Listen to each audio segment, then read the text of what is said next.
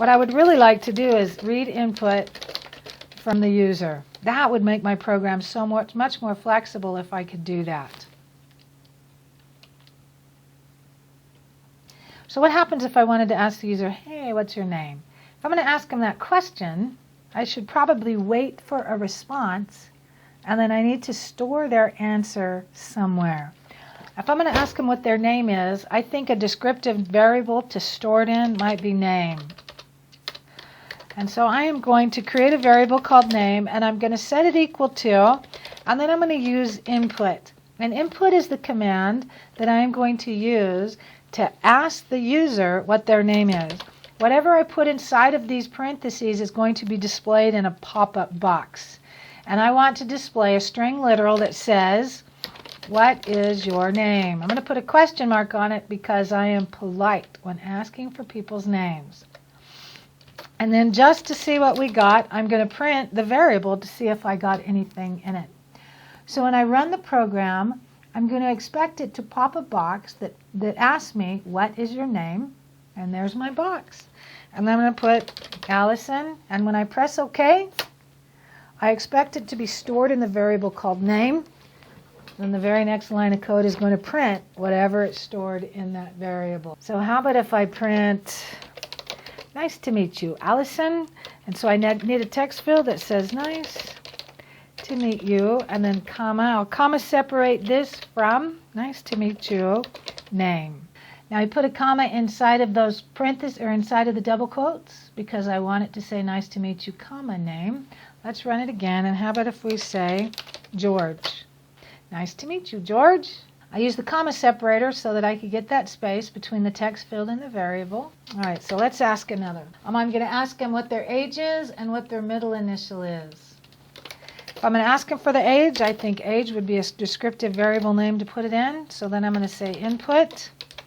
And then inside of here, I'm going to put a question that says, and what is your age? And then I'm going to ask them for their middle initial. That's the descriptive variable name, middle init.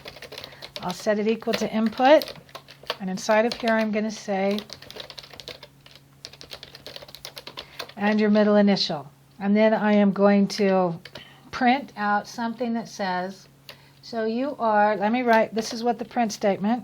All right, so I've never been known for my user displays or my user prompts, but this is what we're going to build. So you are 10 years old, James T. I'm going to assume that the T is their middle initial. So this is the print statement that we want to build. The first thing I'm going to do is identify variables in here. I'm pretty sure that this is the variable called age. I'm pretty sure that this is the variable called name. And this is the variable called middle init.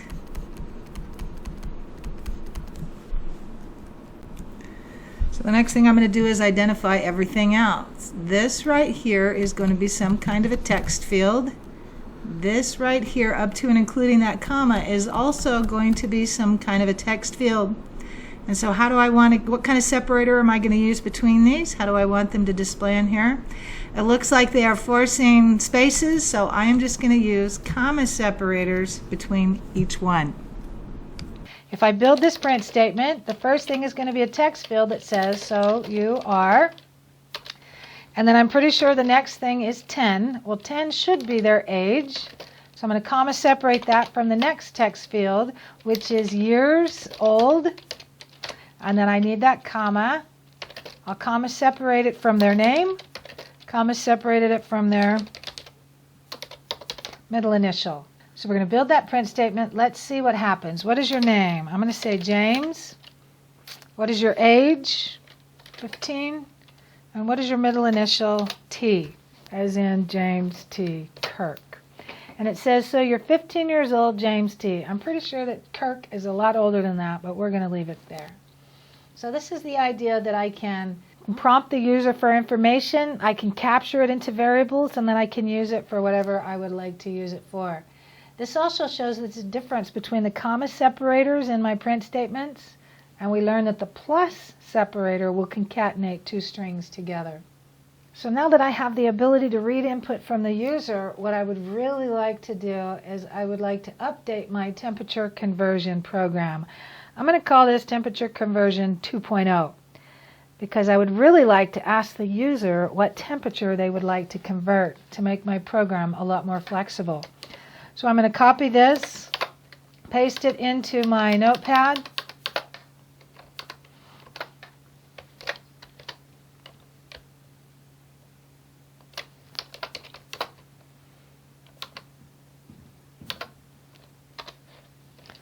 And then we're going to create temperature conversion 2.0. This is going to ask the user for input. So let me write a little bit of pseudocode. We're going to ask the user for the temperature. We're going to convert it to Celsius.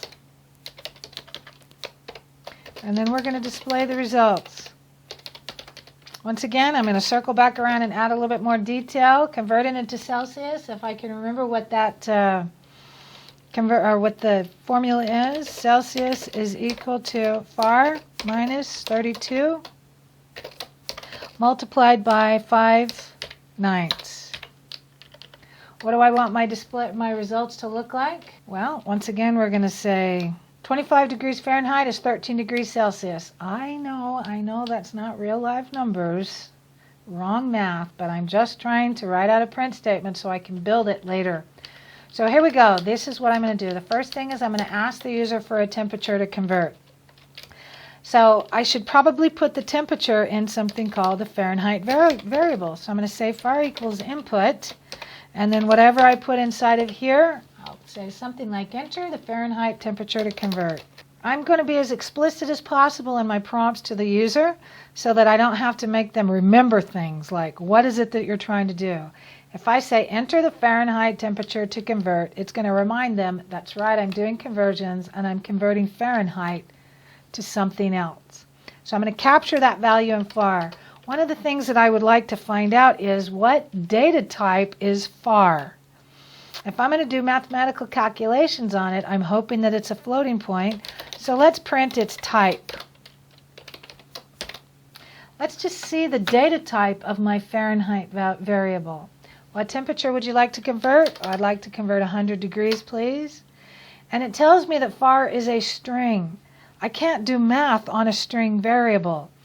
And what happens is when I use input as a way to get input from the user, it always comes in as a string. No matter what data, what they key in, what value they type in, it will always come in as a string. And I can't do math on a string, and so I'm going to have to change it to a floating point. So let's do the conversion. I'm going to create a variable called Celsius, and I'm going to set it equal to, well, it said that it was FAR minus 32. But FAR is a string, and I cannot do math on a string. So I'm going to have to convert FAR to a floating point, which means that I'm going to have to surround it with the conversion to float. And then I am going to multiply that by 5/9. And then we're going to display the results. Now we've already converted this once. I do want to force 2 decimal places. Or excuse me, we're going to force 1 decimal place. So let me show you one more way that we're going to do that. This time I'm going to say print, and I'm going to put my double quotes in here. But instead of doing each half of my equation, I'm going to take the whole entire equation, and I'm going to copy, each half of the print statement. I'm going to take the whole entire print statement and paste it inside of my double quotes.